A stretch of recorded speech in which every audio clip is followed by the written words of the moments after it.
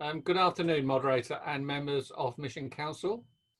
My script says I should start by apologising for inflicting a 28-page report on pensions on you. I feel I should also apologise for the moderator's decision to ruin your lunch. And part of the reason the paper is so long is to try to make it accessible to everybody. So thank you to those of you who have waded through it.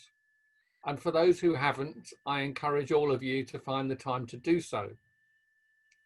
The issues around the provision of pensions are extremely complex and ridiculously uncertain, but they affect all of us. Some of us are members of one of the two URC pension schemes. Almost all of us help pay for them through our giving to the church. The amounts of money discussed in the paper are so large that they are bound to affect the other activities of the church. So that also affects all of us. Those who've read the report will realise that we are not ready yet to take the big decisions that will be necessary. But when we are, we think it is vital that the whole church feels involved. And that can only happen if the church is properly informed. And that requires commitment of time and effort, not just from us, but also from you. And this time and effort should not be left until those decisions are before us. That's because we hope that each time people engage with these issues, there is a little more understanding. Our paper was written over 3 months ago. The situation today has changed and actually is a little better than it was then. About a month ago, a more up-to-date briefing was sent to the directors of the various URC trust companies and the officers of the synods and General Assembly. Those are the people who are currently most involved in the discussions. If you're one of them, thank you very much. If you're not, they deserve your support and your prayers. So I do have some good news. The actuarial valuation of the final salary scheme as at the end of September last year, shows a slight surplus. This is the pension scheme that covers the lay staff at Church House and Westminster College, at 11 of the synods and at Northern College. That surplus means that there will be no deficit contributions on this scheme from next year. However, as I will come back to later, the cost of future pensions continues to rise. And these two challenges will more or less financially balance out. Sorry, the two changes will more or less balance out. For the Minister's Pension Scheme, the next actuarial valuation is due at the beginning of 2021. If that valuation next year was on the same basis as the one in 2018, and if the financial markets on the 1st of January are the same as they are today, then that valuation would also show a slight surplus. And that is quite remarkable, really, given that it is 9 years earlier than was planned back in 2009. Unfortunately, however, the pensions world has changed, and the valuation in 2021 will be on a very different basis from the one in 2018.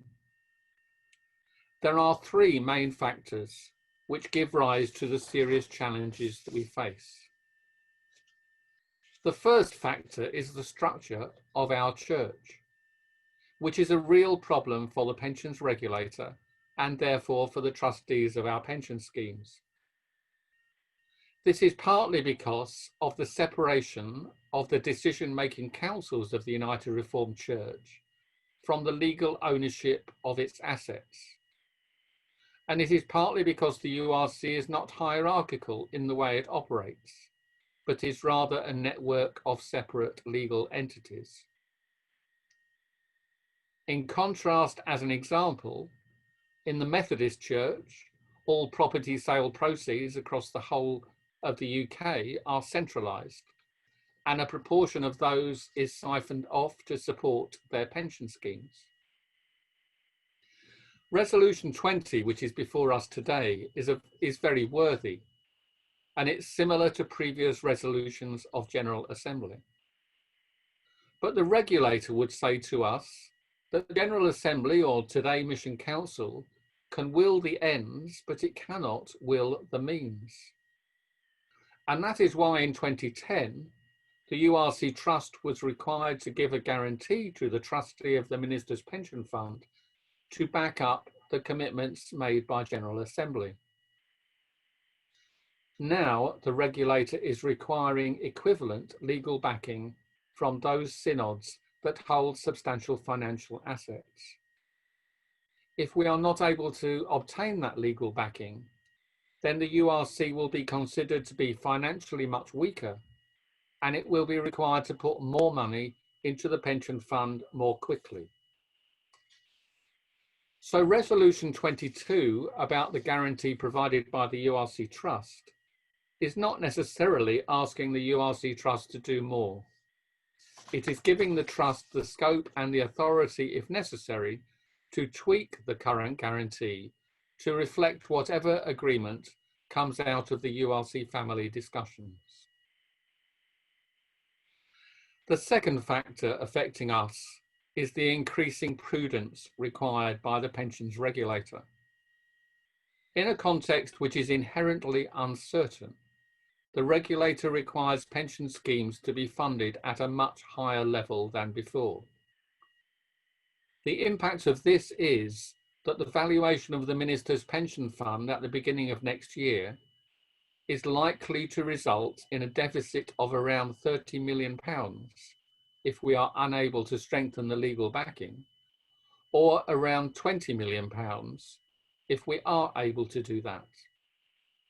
And the regulator will expect this deficit to be cleared within about 5 years, which is 4 times faster than was the case back in 2009 after the financial crash. So that would mean that we will have to find between £4 million and £6 million per year for 5 years. But there is another requirement of the regulator as well, which is that maturing pension schemes like ours, which is paying out more than is coming in, should de-risk their assets in order to reduce the chances of a deficit arising in the future, which the employer is then unable to deal with. The trouble is that the riskier assets tend to make more money. This area is still unclear, and we will be seeking a bespoke way forward that takes account of the particular circumstances of our church. But on a worst case basis, we could be needing to find a total of around £50 million over the next 10 years.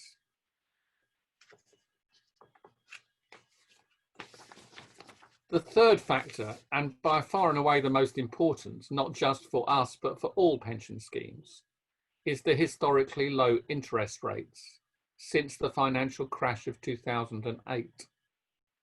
These low interest rates have persisted far longer than anybody expected. And the result is that the value of pension fund assets has grown less than expected. And therefore, for defined benefit schemes like ours, the costs for the employer have increased. The employer contributions now required to fund both our URC pension schemes are around 30% of salary or stipend every year. And that is about 2.5 times higher than it was in 2009. Resolution 20 is not only concerned with the challenges we face regarding the cost of pensions already earned. It is also concerned with what we should do about pensions in the future. It is the combination of the persistent low interest rates and the increased costs they give rise to, and the restrictions on investment policy being imposed by the regulator, that make us feel it is time for the church to seriously look at possible alternatives to the current pension schemes, even if the result of this process is that we stay with what we have got. As the resolution implies, we take it as read that any alternatives would need to be good schemes that provide adequate pensions.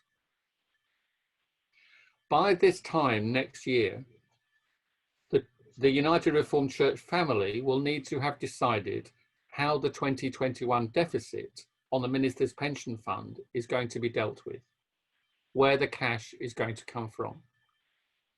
We also hope that by General Assembly next year, we will be able to present options or proposal for the future of both the pension schemes.